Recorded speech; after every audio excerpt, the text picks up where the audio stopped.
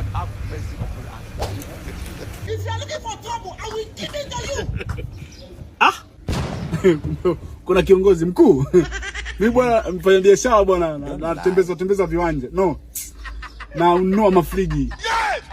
Hivi nimesema nanunua. Sorry. Yani mimi ni mfanya biashara nauza. Unauza kitu gani? Nimesema na business nyingi. Sio mjini hapa. Mbona amekupa simu yani? No, nisikilize. Unasikia bro? Nilikuwa nimesimama pale. Sawa?